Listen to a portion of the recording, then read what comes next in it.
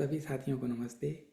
हमारे शास्त्रों में जानकारी एक आम आदमी को समझ सके, इसलिए बहुत गंभीर सूत्र भी बहुत सरल तरीके से समझाने के लिए सिंबल का सहारा लिया जाता है। लेकिन उनकी जो पीछे टीचिंग होती है वो बड़ी गहरी होती है। ऐसे ही हमारे शास्त्रों में एक कॉन्सेप्ट है कल्प वृक्ष का। कल्प वृक्ष एक ऐसा वृक्ष जिसके नीचे कोई अगर बैठा हो तो वो जो भी सोचेगा वो इमीडिएटली मैनिफेस्ट हो जाएगा। अधिकांश लोग जिंदगी भर सोचते हैं कि हमें कल्प वृक्ष कभी मिल जाएगा तो हम उससे ये विश मांग लेंगे। कल्प वृक्ष की तलाश में रहते हैं। क्या हो कि अगर आप कल्प वृक्ष के नीचे बैठे हो और आपको पता ना हो।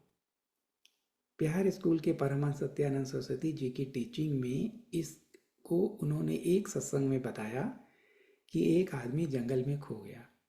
बहुत गर्मी के कारण उसको थक गया, प्यास लगी और कोई रास्ता नहीं सूझा तो वो एक पेड़ के नीचे बैठ गया।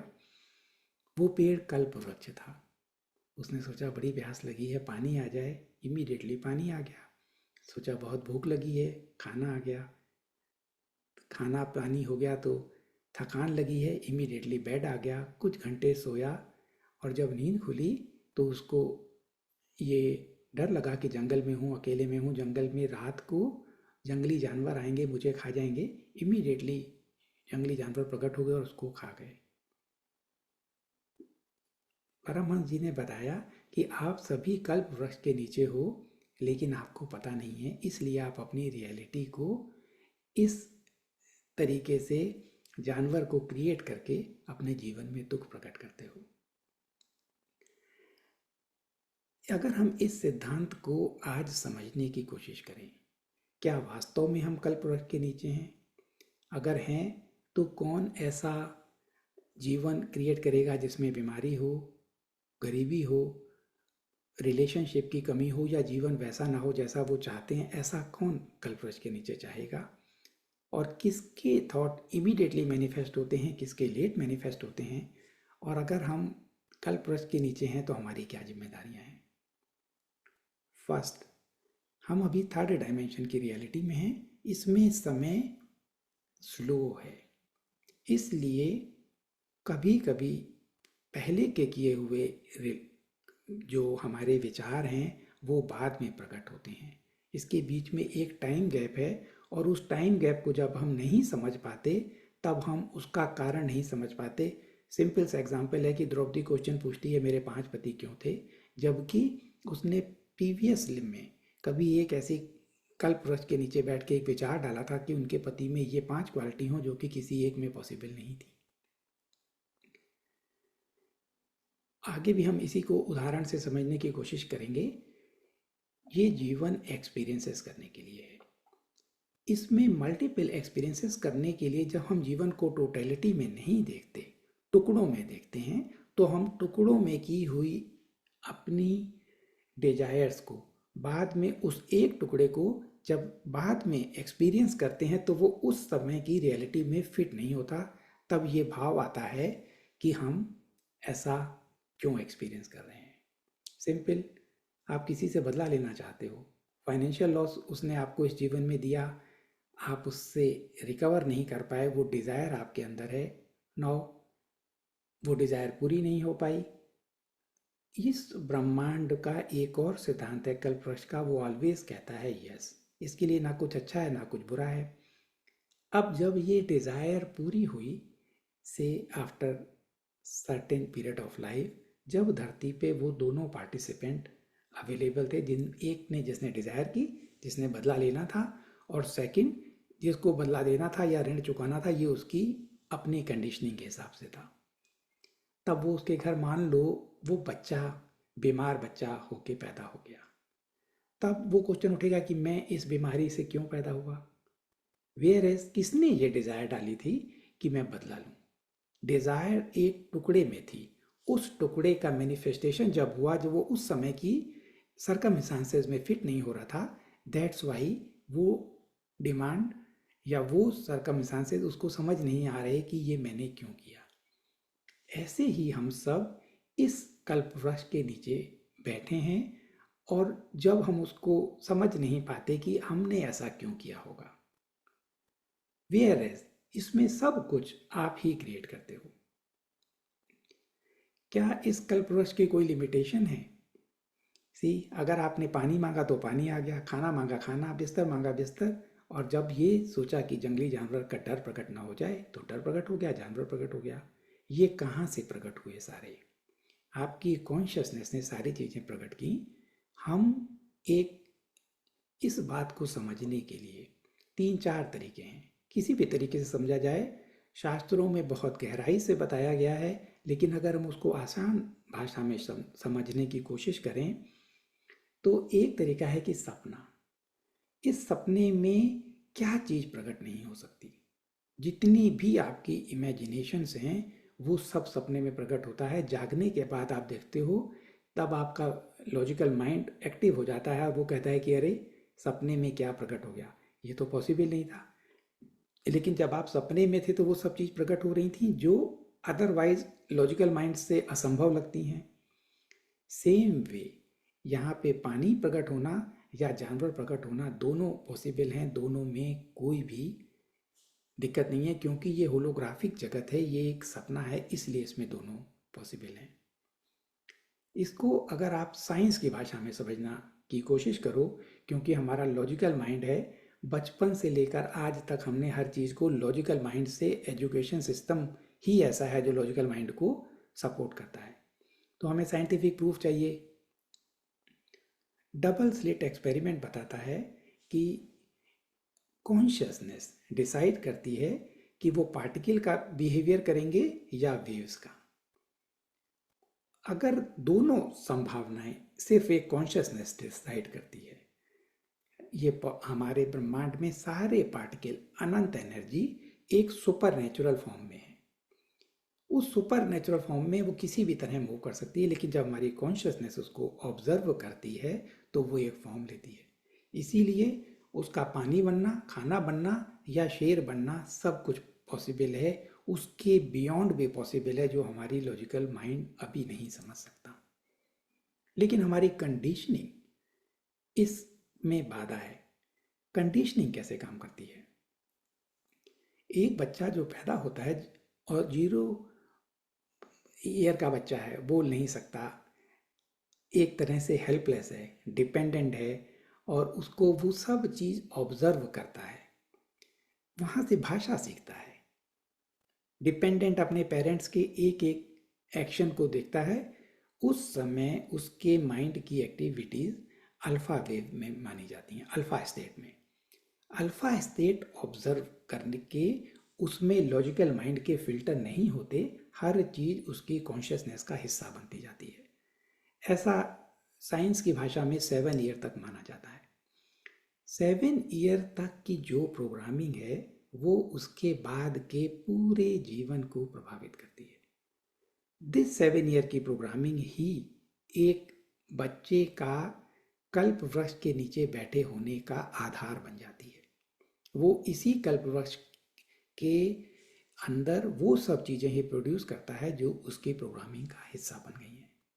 इसीलिए वो उनके बियॉन्ड की मैनिफेस्टेशन नहीं कर सकता जो कि पॉसिबल हैं, ईजिली पॉसिबल हैं इस कल्प वृक्ष में, लेकिन उसकी लिमिटेशंस माइंड की वो अपने आप क्रिएट हो जाती हैं। साइंस की भाषा में तीसरा तरीका, आई थिंक 2022 में नोबेल प्राइज़ जिनको मिला है साइंटिस्ट को, ऑस्ट्रिया के साइंटिस्ट हैं, उन्होंने ये प्रूव किया कि धरती पे ह्यूमन का जीवन एक सिमुलेशन की तरह है। इस सिमुलेशन में कुछ भी पॉसिबल है। अगर आप इस सिमुलेशन की थ्योरी को समझना चाहें तो आप ये एक्सपेरिमेंट जिसके लिए नोबेल प्राइज़ मिला था उसको समझ सकते हैं। सिमुलेशन क्या है? कुछ भी चीज़ को एक्सपीरियंस करना जो कि रियल नहीं है लेकिन रियल की तरह लगे, दैट इज सिमुलेशन। धरती पे हमारा जीवन एक ऑर्गेनिक धरती और वहाँ की ऑर्गेनिक लाइफ स्टाइल से हट कर एक सिमुलेशन की तरह है। हम सिमुलेशन में एक एक्सपीरियंस कर रहे हैं हर उस चीज़ का जो ऑर्गेनिक जगत में नहीं होती। सपोज ऑर्गेनिक जगत में बीमारी नहीं होती, ऑर्गेनिक जगत में किसी चीज़ की कमी नहीं है, अबेंडेंस है। ऑर्गेनिक जगत में इस कल्प वृक्ष के थॉट इमीडिएटली मैनिफेस्ट होते हैं विदाउट एनी टाइम लैग,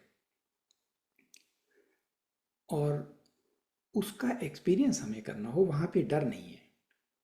तो उसका एक कंप्लीट सिमुलेशन जो ओरिजिनल की कॉपी है, उस ओरिजिनल की कॉपी में बिल्कुल वैसे ही है, लेकिन सिर्फ नियम बदल गए हैं। यहाँ पे डर है, बीमारी है, कमी है और सेपरेशन है। जब आप एक सपना देखते हैं, उस सपने के अंदर कंप्लीट जगत जो प्रकट होता है वो आपके द्वारा प्रकट हो रहा है, आपके बाहर कोई भी चीज़ नहीं है। लेकिन इस सिमुलेशन में एक्सपीरियंस करने के लिए सब दो भागों में बढ़ जाते हैं। जैसे सपने में भी अगर हमें डर का एक्सपीरियंस करना हो तो दो होंगे, एक जानवर हो सकता है या कोई डराने वाला पर्सन एक किसी चाकू के साथ या किसी हथियार के साथ हो सकता है। लेकिन वास्तविकता में कुछ भी रियल नहीं है, एक सपना है।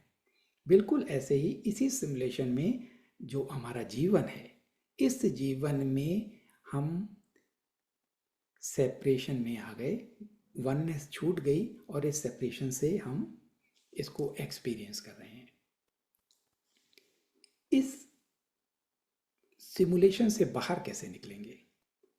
जब तक इस सिमुलेशन में कंप्लीट अंडरस्टैंडिंग नहीं हो जाएगी कि ये एक सिमुलेशन है, ये असली नहीं है, ये असली लगता है, तब तक, और जब तक अगर हम इसको एक गेम की भाषा में कहें, वीडियो गेम के अंदर कोई एक कैरेक्टर है, वो गेम के अंदर है, खेल रहा है, पिट रहा है और हथियार चला रहा है, उसके बाहर एक पर्सन है जो वीडियो गेम खेल रहा है।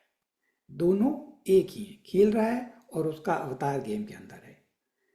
जब तक खेलने वाला नहीं उबेगा, ये नहीं जानेगा कि ये गेम है, तब तक वो उस गेम के अंदर रहेगा। इन अदर वर्ड्स, जब तक आपने कल्प वृक्ष के अंदर अपनी डिज़ायर डाली हुई हैं और कल्प वृक्ष ने कह रखा है तथास्तु तथास्तु तथास्तु, जब तक उन सारी डिज़ायर्स को पूरी नहीं हो जाएंगी, तब तक आप इस सिमुलेशन के अंदर रहेंगे। डिजायर कैसे पूरी होंगी? आइदर यू आर बोर्ड, अगर आप बोर हो गए तो आपकी सारी डिजायर्स उस क्षण में ख़त्म होने लगती हैं। बोर होने का मतलब ये नहीं है कि मैं तो बहुत पीड़ा में हूँ, फाइनेंशियल लॉसेस हो रहे हैं, मेरे लोन है, ईएमआई घर में मांगने आते हैं, ये बोरिंग नहीं है। शरीर में कष्ट है, ये भी बोरिंग नहीं है। इस केस में तो सारे ही कह सकते हैं हम बोर हो गए। नो, आप बोर हो गए क्योंकि इस गेम में मज़ा आना बंद हो गया, गेम खेलते खेलते बोर हो गए। अगर आप गेम खेलते हुए बोर हो गए हैं तो ये सिमुलेशन में वो सारी डिजायर्स जिनके लिए ब्रह्मांड ने तथास्तु कहा हुआ है, वो सीड फॉर्म में है। वो सारे सीड बर्न हो जाएंगे और उनमें फल बनने की पोटेंशियल खत्म हो जाएगा। गीता में इसी को भगवान कृष्ण ने कहा कि ज्ञान की अग्नि से वो सारे बीज रोस्ट हो जाएंगे, फल नहीं दे सकेंगे। जिस किसी के अंदर भी ज्ञान आ गया, उसके पिछले सारे कर्म खत्म हो जाएंगे, वो कर्मों से मुक्त हो जाएगा हमेशा के लिए। कर्म ही तो इस सिमुलेशन में आपको बार बार ला रहे हैं। कृष्ण बिहारी नूर जी का एक शेर है, जिंदगी से बड़ी कोई सजा ही नहीं, और क्या जुर्म है पता ही नहीं। पाप और पुण्य, जुर्म सिर्फ आपके कहे हुए तथास्तु हैं जो आपको इस लूप में लगातार घसीटते हैं। और इस लूप में जब आप फंसे रहते हो, तब जिंदगी दर जिंदगी इस सिमुलेशन में फंसे रहते हो, इसके बाहर नहीं निकल सकते। अगर ज्ञान की अग्नि आपके अंदर एक बार जल गई तो आप इससे हमेशा के लिए बाहर निकल सकते हैं। थोड़ा सा उन लोगों के लिए जो मैनिफेस्ट करते हैं और वो सोचते हैं कि उनके मैनिफेस्टेशन नहीं होते, कल्प वृक्ष के नीचे बैठे हुए सारे मैनिफेस्टेशन होने चाहिए, लेकिन फिर भी क्यों नहीं होते? हमारे दिमाग और हमारे हार्ट के बीच का कॉम्बिनेशन डिसाइड करता है कि किन के मैनिफेस्टेशन हमेशा होते हैं और किन के देर से होते हैं।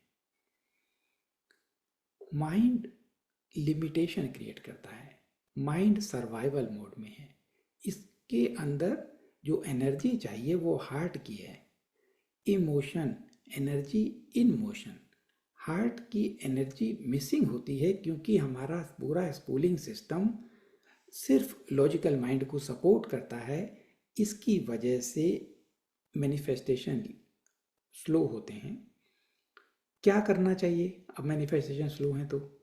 उनको हार्ट और माइंड का कॉम्बिनेशन, जिसको हम अगर साइंस की भाषा में कहें या मेडिटेशन की भाषा में कहते हैं थीटा स्टेट, माइंड की एक्टिविटी कम हो जाए। कितनी कम हो जाए? 4 to 7 ऑस्किलेशन पर सेकेंड रह जाए। देन आप उस स्टेट में हो जिसमें आप का माइंड कम है और हार्ट की एनर्जी उसको बैलेंस कर रही है। इसकी ये धरती की एनर्जी यही है, 7.83 हर्ट्स। अगर आप 8 हर्ट्स तक की फ्रीक्वेंसी में रहते हैं तो आपके मैनिफेस्टेशन आसानी से होंगे, हमेशा होंगे।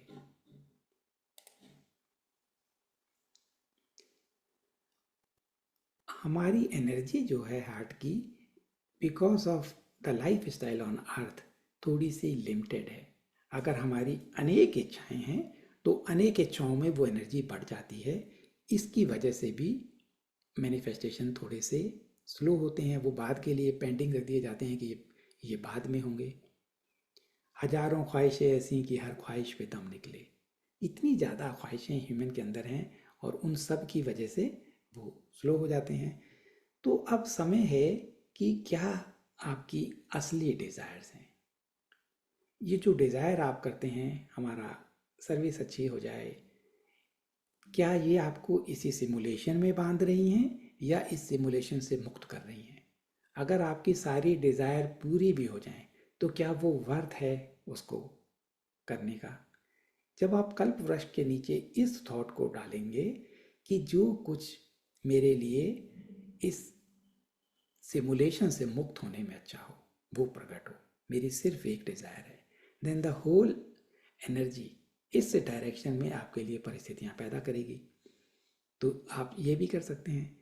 दूसरा, इच्छाएं, जैसे मैंने कहा कि बच्चा 0 से 7 साल तक उसने अपने पेरेंट की इच्छाएं का बोझ, समाज की इच्छाओं का बोझ, अच्छा इंसान बनने की इच्छाओं का बोझ, आध्यात्मिक बनने का बोझ, इन सब की डिजायर्स का बंडल वो लेकर, एंड सो ऑन, इसके अतिरिक्त भी बहुत सारे हैं, उस बंडल की इच्छाओं को वो पूरा करने की कोशिश कर रहा है। इसकी वजह से वो डिजायर्स अनमैनिफेस्टेड हैं या वो आने वाले समय के लिए पोस्टपोन कर दी गई हैं।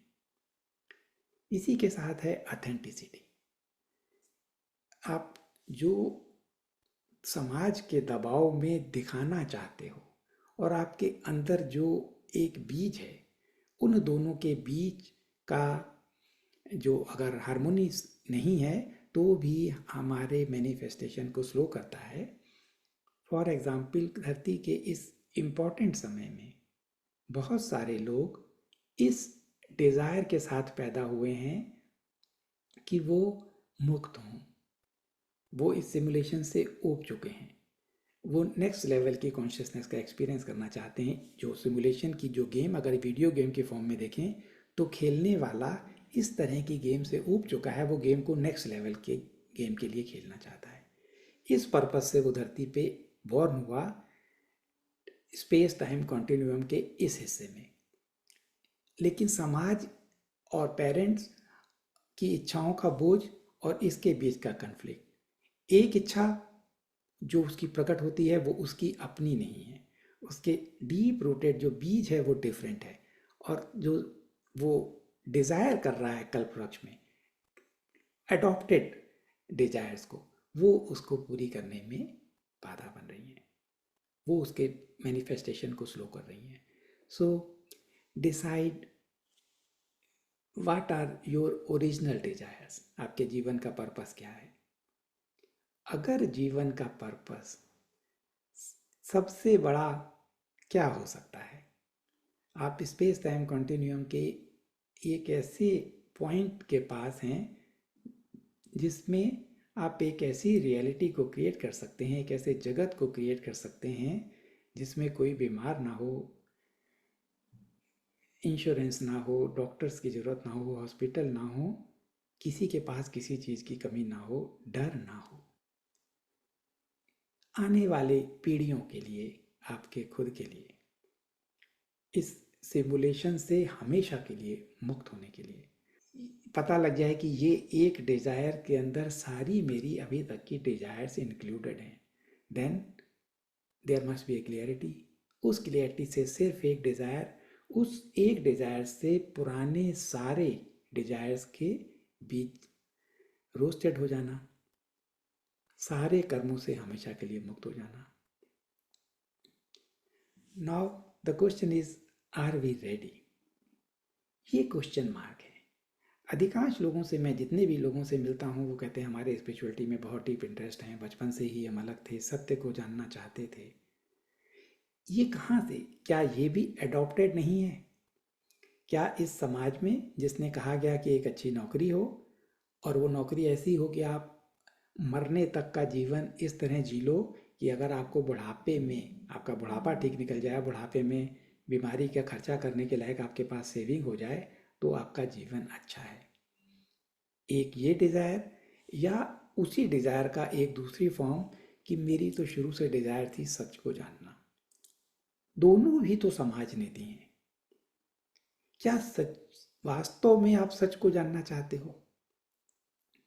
अगर आप सच को जानना वास्तव में चाहते हैं तो अब तक ये प्रकट हो गया होता, क्योंकि आप कल्पवृक्ष के नीचे हैं। देन देयर इज समथिंग जो आप कह रहे हैं और जो आपकी डीप रूटेड है, इन दोनों के बीच का जो मिसमैच है, उसको अगर आप समझें, then you know are you ready और नॉट। इसी के साथ जुड़ी हुई है रिस्पॉन्सिबिलिटी। जब भी हमने शेर का डर किया, शेर का प्रकट हो गया। Now you are responsible for all of your thought. Human consciousness golden era में जा रही है। यहाँ पे टाइम लैग खत्म हो जाएगा। Third dimension space time continuum में जीती है, उसके लिए टाइम लीनियर है, पास्ट, प्रेजेंट मोमेंट और फ्यूचर। इसलिए वो यहाँ पे क्रिएशन को सिर्फ इस तरह समझ सकती है कि यहाँ इस पॉइंट पे, प्रेजेंट मोमेंट पे, हम जो कुछ भी आने वाले फ्यूचर में एक्सपीरियंस करेंगे, वो तो या तो इससे पहले पास्ट का क्रिएशन है, या हम इस समय कॉन्शियसली क्रिएट कर रहे हैं। लेकिन अगर ये टाइम कंटिन्यूम में ना हो तो सारी पॉसिबिलिटीज़ एक साथ एग्जिस्ट कर सकती हैं। उन पॉसिबिलिटीज़ में आप कुछ भी चूज़ कर सकते हो। There is no time lag. Then you are responsible for all of your actions. जो कुछ भी आप सोच रहे हो वो इमीडिएटली क्रिएट हो रहा है। नाउ द क्वेश्चन इज, क्या हम रिस्पॉन्सिबल हैं उस लेवल के लिए जिसमें हम, ये थॉट भी आया मेरा बच्चा स्कूल से लेट आया है, कहीं एक्सीडेंट ना हो, उसका इमीडिएटली एक्सीडेंट हो जाए। जस्ट टू थिंक कि क्या हम रिस्पॉन्सिबल हैं। इसी के साथ सेकंड पॉइंट, जब आप सोचते हो कि उसने खराब कर्म किया, उसको सजा मिलनी चाहिए, क्या आपने अंडरस्टैंड किया कि आप एक सिमुलेशन में हो और ये सिमुलेशन में सारे जो कुछ भी आप एक्सपीरियंस कर रहे हो, ये आपका बनाया हुआ है आपके एक्सपीरियंसेस करने के लिए। आपके सपने में जब हर एक चीज आप हो, देन किसको सजा मिलेगी? किसी भी, आप संत की टीचिंग को जरा भी डीप में जाकर देखें, आपको एग्जैक्टली सेम मिलेगा। यहाँ पे मैं बुल्ले शाह जी की सिर्फ 2 लाइनें, मिट्टी खेल कर आंधी यार, मिट्टी दा घोड़ा, मिट्टी दी तलवार, मिट्टी दा सवार, समथिंग लाइक दैट पंजाबी की में है कि जो ड्रीम है, इस ड्रीम में एक मिट्टी के रूप उन्होंने बोला, मिट्टी का ही घोड़ा है, मिट्टी का ही ऊपर जो बैठा है वो सवार है, और जिस तलवार से वो काट रहा है वो भी मिट्टी की है, और जिसको काट रहा है वो भी मिट्टी का है। साइंस की भाषा में कहना हो, सारे फोटोन हैं या एनर्जी की स्मॉलेस्ट फॉर्म है, वो वाइब्रेट कर रही है। जब तक हमारी कॉन्शियसनेस उसको ऑब्जर्व नहीं करती, वो सुपर नेचुरल स्टेट में है, हमारी कॉन्शियसनेस ऑब्जर्व करती है, वो एक फॉर्म लेती है। उसको मिट्टी कहो या फोटोन कहो, है एक ही चीज। इसीलिए आनंदमयी माँ ने कहा, मैं तुम हूँ, तुम मैं हो, और हम दोनों के बीच में जो स्पेस है वो भी मैं ही हूँ। बिल्कुल इसी को गीता में भगवान कृष्ण ने कहा, सब कुछ मैं ही हूँ। जब आप भी कह सकते हो, लेकिन ये रियलाइजेशन होना चाहिए। निसर्गदत्त महाराज जी की टीचिंग आपको इसको समझने में हेल्प कर सकती है कि ये एक ब्लैंक कैनवास है। इस ब्लैंक कैनवास में आपकी कॉन्शियसनेस रंग डालती है और एक पेंटिंग प्रकट होती है। पेंटिंग आपके द्वारा आपके लिए प्रकट हो रही है, कोई भी दूसरा इसमें इन्वॉल्व नहीं है। देन कौन रिस्पॉन्सिबल है, किसको कर्म की सजा मिलेगी? और जब तक आप कर्म के सिद्धांत को इस तरह देखते हैं कि मैं तो कर्म से मुक्त हूँ और उसको सजा मिलनी चाहिए, आप भी कर्म के सिद्धांत से बंधे हुए हैं, क्योंकि आप इस सिमुलेशन के अंदर ही ऐसा सोच पा रहे हैं। जब तक आप सिमुलेशन के अंदर हैं, आप सिमुलेशन से मुक्त नहीं हो सकते, ना तो आप ना कोई और। जब तक आप एक सपना देख रहे हैं, सपने में कोई भी कैरेक्टर सपने के बाहर नहीं जा सकता जब तक सपना खत्म ना हो। ये तो क्लियर है ना कि जब तक आपका सपना नहीं टूटेगा, इस सपने का कोई भी कैरेक्टर सपने से बाहर नहीं जा सकता, सपने के अंदर ही है। तो अब तक के इस सपने के आपके माइंड के कैरेक्टर असेंडेड मास्टर कहाँ पे हैं? विचार करें, हमारे एंसेस्टर कहाँ पे हैं? वो कैसे मुक्त होंगे? जब ये सपना टूटेगा। इस सपने को तोड़ने के लिए महातर बाबा जी ने टीचिंग दी, पत्री जी ने टीचिंग दी।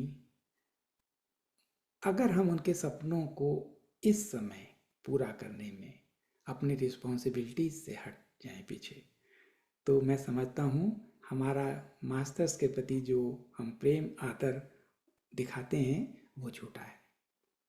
अगर उनके सपने को पूरा करने के लिए आप काम कर रहे हैं, आपकी चेतना काम कर रही है, यही उनके प्रति सच्चा आदर है। तो इस समय की धरती की स्थिति इस नई गोल्डन एज को प्रकट करने में तैयार है, जिसमें आप अपने कल्प वृक्ष के रूप को जानकर इमीडिएटली अपने सारे मैनिफेस्टेशन को कर सकते हैं, प्रोवाइडेड आप इस सिमुलेशन से ऊब गए हैं, आप नेक्स्ट लेवल की रिस्पॉन्सिबिलिटी लेने के लिए तैयार हैं।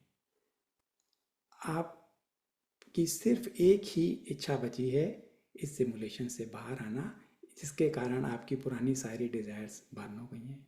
Then the golden era has already been started. परिस्थितियाँ यहाँ पे ह्यूमैनिटी को शेक कर रही हैं। मैंने अक्टूबर में बता दिया था कि आने वाले समय में ऐसा होगा। जिस तरह डबल स्लिट एक्सपेरिमेंट में पार्टिकल और वेव्स ये बिहेवियर डिसाइड करती है ऑब्जर्विंग कॉन्शियसनेस, उसी तरह वर्तमान समय की परिस्थितियाँ धरती में एक स्प्लिट पैदा कर रही हैं। अपॉर्चुनिटी सब के लिए इक्वल हैं, लेकिन कुछ लोग इस चेतना के स्तर पे जाना चाहते हैं जहाँ पे वो कल्प वृक्ष बन जाएं। कुछ अभी इसको एक्सेप्ट करने के लिए रेडी नहीं है। दोनों के बीच में संघर्ष चल रहा है, चैलेंजिंग टाइम है, पूरी दुनिया में ये उथल पुथल है। इसको रोकने के लिए सिमुलेशन, जिसको हम दूसरे शब्दों में माया भी कह सकते हैं, हमेशा माया प्रकट करती रहती है। माया का सिर्फ एक माया का काम है इस सिमुलेशन से बाहर निकलने के लिए जो भी एफर्ट करे उसके एफर्ट्स को स्लो करना या बंद करना। आप उससे जो कुछ मांग लो, जो भी वरदान मांग लो, वो कहेगी ठीक है तथास्तु, बस इससे मुक्त होने की मत सोचो। जब भी ये मुक्त होने के लिए कोई सोचता है तो माया उसके लिए परिस्थितियां क्रिएट करती है।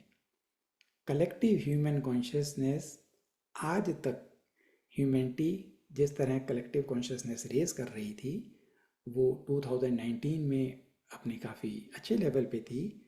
उसके बाद जो परिस्थितियाँ बनी, हम सब ने देखा पिछले समय के लॉकडाउन एंड सो ऑन, उसमें कॉन्शियसनेस ने डिप किया। अगेन कॉन्शियसनेस उसी लेवल पे आ गई है। इस कॉन्शियसनेस में नेक्स्ट लेवल को जाने से रोकने के लिए माया, या जिसको हम कहते हैं डार्कनेस, वो डिफरेंट तरह के डिस्ट्रैक्शन क्रिएट कर रही है। डिस्ट्रैक्शन इस हद तक हैं कि वो इमरजेंसी ब्रॉडकास्ट कर रही हैं कि न्यूक्लियर युद्ध हो सकता है, जस्ट टू डिस्ट्रैक्ट। और भी अनेक तरह के डिस्ट्रैक्शन हर एक की लाइफ में इस समय प्रकट हो रहे हैं। जर्मनी में मैं 2 लोगों को जानता हूँ जो मेंटल हॉस्पिटल में एडमिट हैं। They were very normal people. School में एक टीचर थी और एक डिफरेंट जॉब में थे, दोनों एडमिट हैं, मेरी जान पहचान के। साइकोलॉजिस्ट मेरी दोस्त हैं, वो बताती हैं कि 6 महीने तक आगे कोई अपॉइंटमेंट नहीं मिल रहा डॉक्टर के पास। इंडिया में अभी थोड़ा सा कम है, ये डेंसिटी पे डिपेंड करता है किस जगह की डेंसिटी क्या है। जो देश थोड़ा सा एफुलेंट हैं, जहाँ पे पैसे का संघर्ष कम है, सोशल सिस्टम थोड़े स्ट्रांग हैं, वहाँ पे लोग ज़्यादा हैं इस एंड टाइम मैडनेस में, इस डिस्ट्रैक्शन में जो उन्हें नेक्स्ट लेवल से जाने के लिए रोक रहा है। तो आपके जीवन में इस समय जो ये अपॉर्चुनिटी है, ये अपॉर्चुनिटी अगर आप अपनी एनर्जीज को सिर्फ एक, अगर आप वास्तव में सत्य के खोजी हैं, अगर आप वास्तव में आप इस जीवन को आखिरी जीवन बनाना चाहते हैं, अगर आप वास्तव में अपने उन मास्टर्स की टीचिंग की रिस्पेक्ट करते हैं और अपने मास्टर्स को प्यार करते हैं, देन डिसाइड कॉन्शियसली, जागरूक होकर निर्णय लें कि आप किस तरफ हैं। ये आपकी रियलिटी क्रिएट करेगा, आपको भय से मुक्त करेगा, आपको कन्फ्यूजन से मुक्त करेगा, आपको नेक्स्ट लेवल की कॉन्शियसनेस में जाने के लिए परिस्थितियां बनाएगा, जिसमें आप जानोगे कि ये कंप्लीट सपना आपका है। जर्नी सिर्फ 2-3 शब्दों में है, हार्ट और माइंड का कंप्लीट कॉम्बिनेशन, फील करना, सारी डिजायर्स से बोर हो जाना, सिमुलेशन को समझना, सेपरेशन से वननेस में आना, because everything is created by you for you to experience. Then हम एक नए जगत का निर्माण कर सकते हैं। हर एक के अंदर कैपेसिटी नहीं है, इसलिए क्योंकि लॉजिकल माइंड बाधा बनेगा कि ये कैसे हो सकता है। आल दो सपने में सब कुछ पॉसिबल है, इसलिए इसमें भी सब कुछ पॉसिबल है, लेकिन अगर माइंड बाधा बनता है, उसकी आसानी के लिए कुछ लोग करके दिखाएंगे, बाकी लोग उसको फॉलो करेंगे। तो अगर आप इस महान यज्ञ में अपनी आहुति डालना चाहते हैं, करके दिखाना चाहते हैं, then you are front runner.